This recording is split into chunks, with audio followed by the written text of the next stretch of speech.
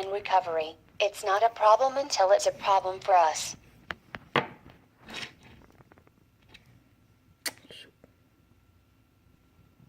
In recovery, it's not a problem until it's a problem for us. We may want to ask ourselves if sex is making our lives unmanageable, if it is contributing to our happiness or unhappiness, if obsession and compulsion are playing a part in our behavior, or if we're lying, keeping secrets, or sneaking around. We take an honest look at whether our behavior is hurting our loved ones, or if it would hurt them, if they knew about it. We need to be honest about what we are doing. We may be looking for a meaningful relationship, or for a good time, or we may be looking for trouble. Understanding our motivation makes it a lot easier to understand our consequences. It's not that we always get what we ask for, but when we want one thing and ask for another, the consequences are usually disappointing.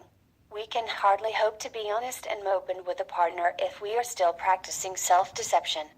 What matters is that we are comfortable with our behavior and our decisions. Other people have opinions, but we learn to identify what we want, what we believe, and how we choose to live. That can look very different from one member to another, or from one point in our lives to another.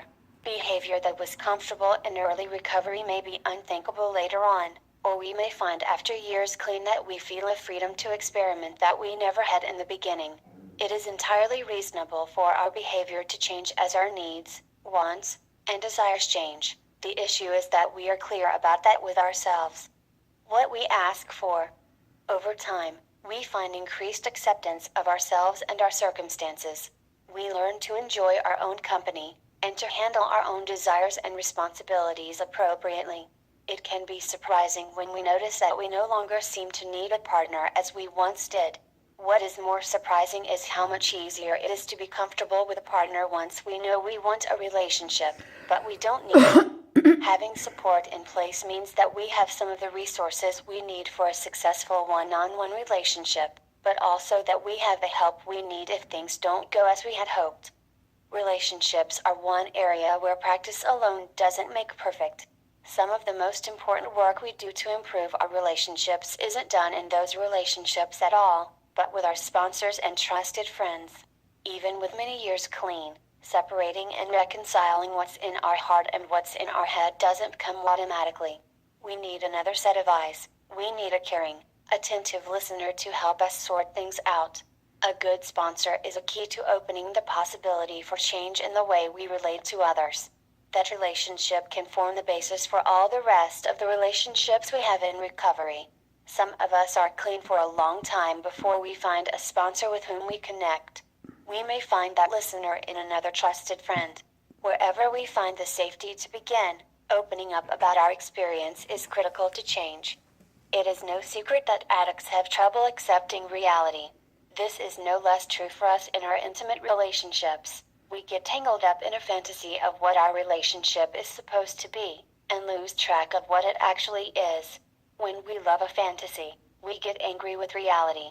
Anger with reality is the opposite of acceptance. We can get so involved with the fantasy of our partner that we are furious with them for not living up to that image. Sometimes the best we can do is to walk away, but often walking away is the easy way out.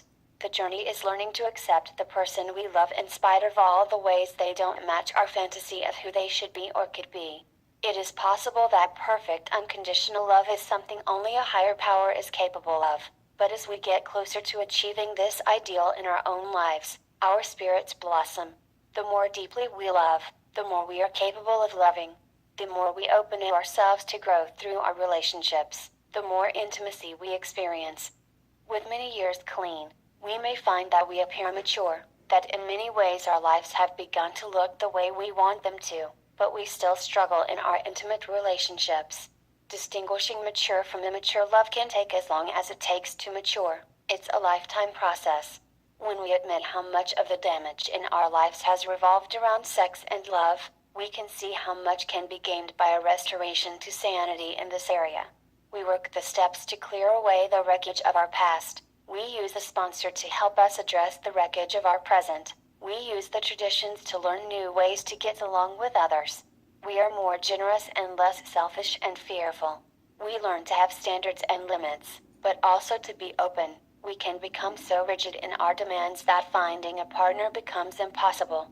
We let go of our expectations of others and we begin to ask a little bit more of ourselves. Gradually, we come to see where we need to change and where we need to stand firm in our beliefs, even if it means waiting. We start to see when our beliefs keep us safe, and when they drive us into the same patterns over and over. "I don't have a fear of abandonment," said one member. "I expect it." When we expect the worst, we usually get it. Learning from our experience is important, but being willing to believe we can move beyond it is also crucial. Giving ourselves and others permission to change also means surrendering to the possibility that we may find ourselves in strange territory. When we are not repeating the same relationship, we may feel like we don't know what to do at all.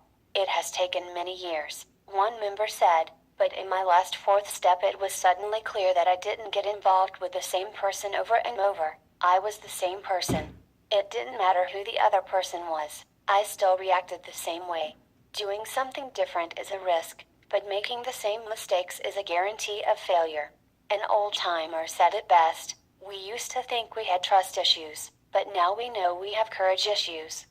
The more we experience freedom from active addiction, the more we can see how our addiction drives us into corners even when we are not using drugs. The ways in which we create damage in our lives or put ourselves in harm's way have a tendency to repeat. A little clarity may be all it takes to change an old and painful pattern. Sometimes we can see it all too clearly, and do it again anyway. We examine our motives and our willingness. We share about it. We fill notebooks with inventory, but there we still are, experiencing the same conflict in service that we did in our last job, or in the same relationship with a different partner. It can be easy to judge one another when we see this kind of repetition, but the truth is, it's not over till it's over. Sometimes the pain just needs to be great enough, but sometimes, looking back, we can see that other kinds of healing had to happen before we were ready to deal with some of that deeply buried stuff. We may be disappointed to discover that our shortcomings are removed, but not in our order of preference. Each time we go through an emotional storm, we are given an opportunity to let go of more of the burden of the past and find more freedom on the other side. Our future is less and less determined by our history. The courage to trust. There is no right way or wrong way to experience love. What matters is that we allow ourselves the privilege. We love whom we love. It doesn't always make sense or look good on paper. A happy couple put it like this: "The thing is, whether we love each other or can't stand each other on any given day, it's really fun. We can be playful, we can fight, we can come together and just enjoy each other's company. It might look a little fishy from the outside, but we're enjoying every minute of it. Perhaps we really have found our mate, or maybe there's a lesson it's time for us to learn." When we let go and allow others to be who they are, we are able to let go of our own insecurities a little more, and be real honest about who we are. That's not a deadly serious proposition. We can be playful and silly, loving and tender, frightened or sad. We can finally be free of the terrible sense we have that who we are isn't enough, or that if they really knew us, they'd leave. Our relationship with ourselves determines the quality of our relationships with others. It seems so obvious, but in the moment it can slip away from us. When we are not feeling so good about ourselves, when we are hurting, when we feel lonely and insecure, of course we want someone else to tell us we're okay. But the better we know ourselves, the better we know our needs and what we have to give. It helps if at least one person in the relationship